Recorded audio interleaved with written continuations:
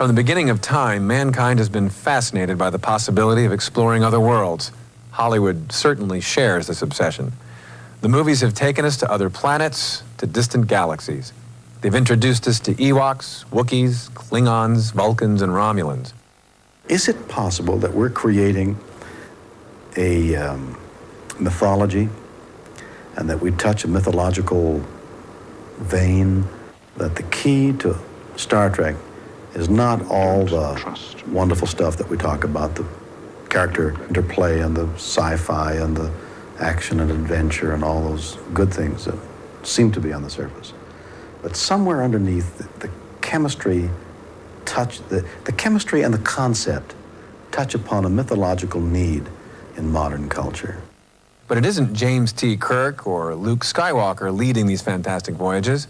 Instead, Hollywood's finest visual effects specialists are at the helm. In order to enter the final frontier, first you need a spaceship. Here's the Starship Enterprise, one of the most recognizable spacecraft in Hollywood history. For nearly 25 years, the Enterprise has taken viewers on countless voyages into strange new worlds. We spoke to Brick Price of WonderWorks Incorporated about the evolution of the Enterprise. In Star Trek the Motion Picture, one of the many things we did was to upgrade the Enterprise. And there were a lot of people that worked on that. It went from hand to hand. And originally it was going to be similar to the TV series. They wanted to bring it a little further into the future, though, when they were talking about it being a movie. And so we worked for, I don't know, 2 or 3 years on different incarnations of that model. They wanted to retain the same kind of a feel so that people could recognize it and be familiar with it. But they knew that vehicles like the Space Shuttle, for instance, were going to be having ceramic tiles. So they wanted to give it that kind of a feeling. They wanted it to look very clean. The Enterprise was supposed to be extremely high-tech. So one of the things that we did was a lot of experiments on painting techniques, on how to make it look like it was actually tiles. Ultimately, when the shuttle came out, the Space Shuttle, then we realized that it did look a lot like that. When people talk about the Enterprise, they think that there was just one model. In actual fact, there were a lot of different models, in range and scale from maybe 3 inches all the way up to an 8-foot model. In fact, certain sections of it were larger than life. I remember that they built one section for a docking bay that was enormous. It probably was 10th scale. We were working on a small Enterprise that was going to be used in a sequence with V'ger, and it was to have been approximately 9 inches in length. In fact, this is the one here that we're talking about, and you can see how the size of it. But when Gene saw this and had it in relationship to the V'ger, he decided that he wanted V'ger to appear larger, so the Enterprise ended up being smaller. But then this also is a good way to illustrate how the molding process was done, because on this you can see how the pieces come apart. So it almost becomes like a kit. They have to be engineered in such a way that when we're done, the pieces are lightweight, so that we can fly them on wires. So this is kind of the component sections.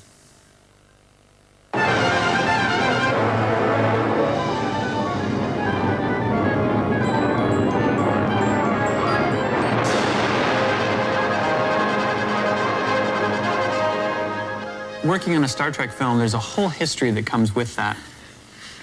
There's a design aesthetic for the Federation ships and for the Klingon ships. The Federation ships are very, very Art Deco. They're usually red, white, and blue, basically, and they're very recognizable as a Federation-type ship.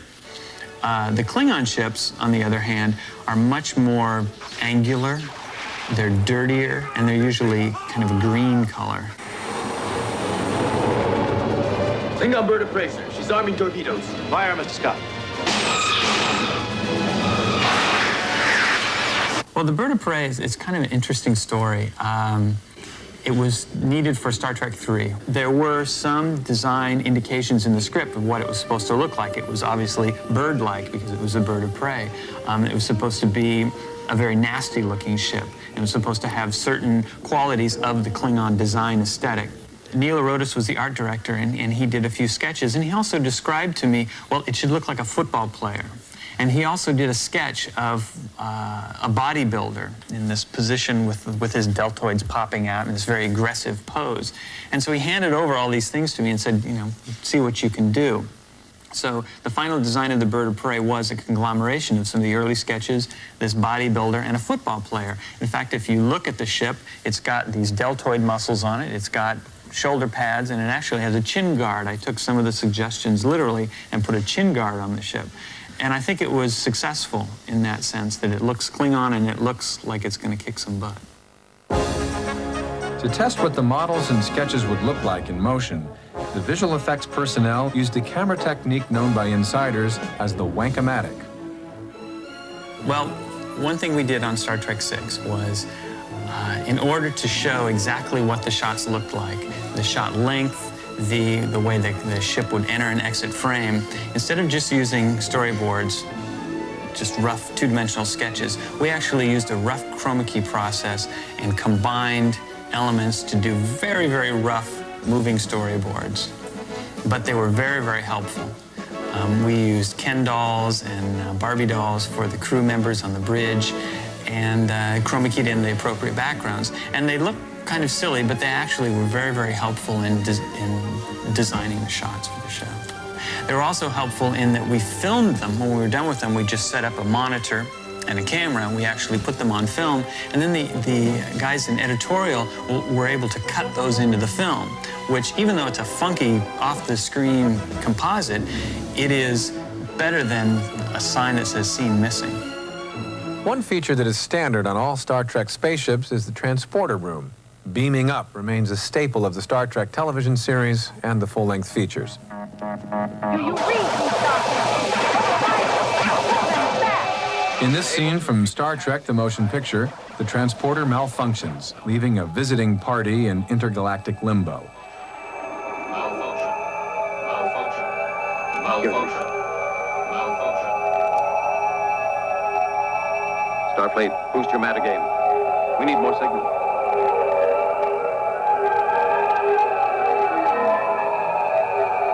More signal. Matt Beck of DreamQuest Images worked on the visual effects for this scene. We actually had a little wire that was spinning around in a circle. And because it was a wire, we were projecting laser light on it, and it made a cylinder. And the cylinder was the tube in which the people stood to be beamed up. Then we had to distort these people horribly as the transporter malfunctioned. And to do that, we took like our little funhouse mirror made out of Mylar, and the only way to describe it is a computerized belt sander with with various things like AstroTurf mounted on it to distort the mirror. And it was like, I mean, we were shameless about that. But, you know, I remember vividly that they said, well, it's Monday now and we don't want to put any pressure on you, but you basically have to come up with something by Wednesday.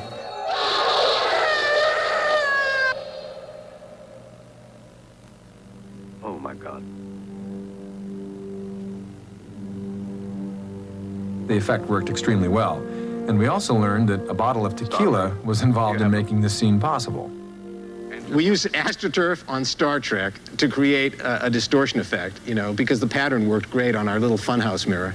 And the bottle of tequila was for an optical guy who really helped us out at the last minute. Roddenberry set lofty standards for his visual effects designers and makeup artists. Everything the Enterprise encountered had to be based on some sort of scientific reality. That goes for Vulcans and Klingons. To ensure that his law was never forgotten, Roddenberry wrote a Star Trek Bible that is required reading for every effects specialist on board. One man who carries on the Roddenberry tradition is Richard Snell, who received an Oscar nomination for his makeup work in Star Trek VI, The Undiscovered Country. Gene Roddenberry, when he wrote the Star Trek Bible, had included a brief description of the backgrounds of Klingons. Generally, they were reminiscent of the Mongols. In previous movies, up until 5 actually, the Klingons had a real, what I call a cookie cutter approach, where they just stamp out the same basic design over and over again. On Star Trek 5, we began to spread out the designs so each Klingon could be individual, and with that ground being broken in 5, on 6, we had hundreds of different designs, which as a sculptor and artist was what it was all about for me. We got to play. To be or not To be. That is the question which preoccupies our people, Captain Kirk. We need breathing room. Earth, Hitler, 1938. I beg your pardon?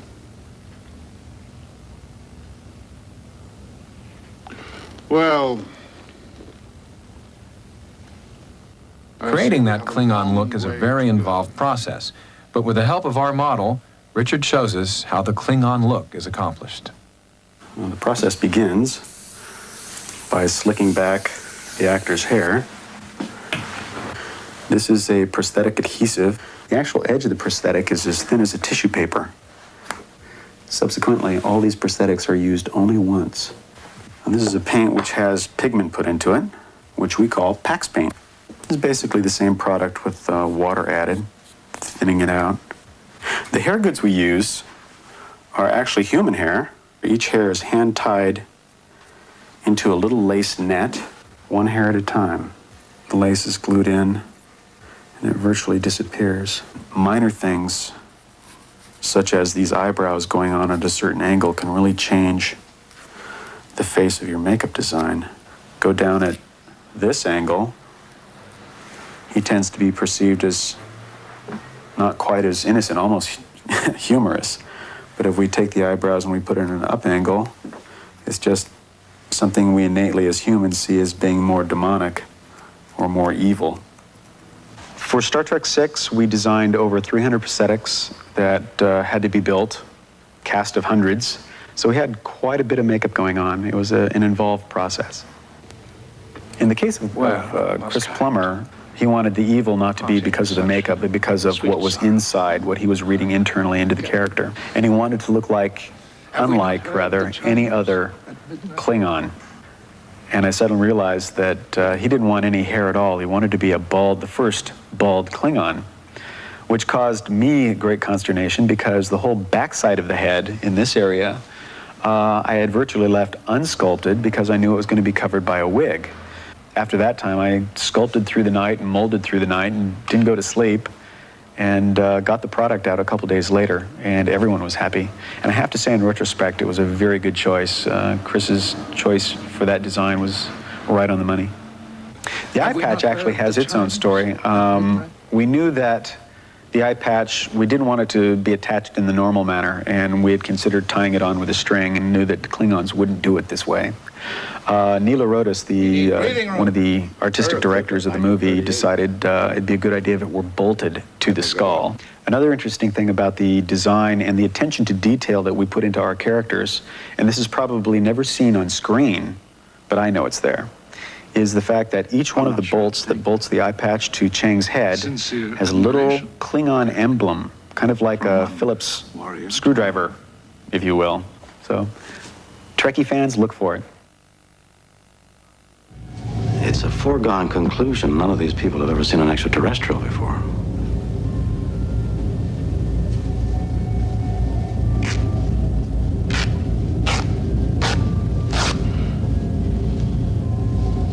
Snell is also in charge of producing the most famous prosthetic in movie history, Spock's Vulcan ears. Essentially, this is done the same way we do a prosthetic for the forehead for the Klingons. We take a casting of Mr. Nimoy's ears, then sculpt the ear tips on the ears, after which we go through design approval. There have been subtle differences throughout the years, from 1965 till now, of how they're sculpted and how they look. And Mr. Nimoy is very particular about it. So this is the molds that we use for that. What we do, this is a silicone mold. We have the ear on the inside with holes drilled into it. The holes are drilled there for the overflow of foam latex. When we inject the foam into here, it overflows and oozes out the top. We then bake it in an oven, and what comes out is a prosthetic like that. This is the foam, which is basically rubber that's been whipped up to a consistency of meringue and then put into a large injection gun and injected into molds like these. It sets inside the mold, then we put these molds inside the oven. We have a couple of special ovens that bake at exactly 200 degrees. And after about 3 hours, that vulcanizes the rubber and it becomes permanently like this. It's like a sponge, very soft. And as you can see, it has these tissue-thin edges and it can move quite well, which is how we get that movement in the forehead. If it's sculpted thin enough, you get a lot of movement in the forehead. So there they are, Spock's ears. Richard has worked on many different characters on many different movies. His makeup work can reflect as many varied emotions as the characters themselves. If we take the pupils away altogether, it takes on a completely new connotation. Not having pupils can be very disconcerting. Well, that's our journey into space, Hollywood's final frontier. Just like the NASA program that put a man on the moon, outer space films require ambition, imagination, and tremendous technical prowess in order to go where no man has gone before.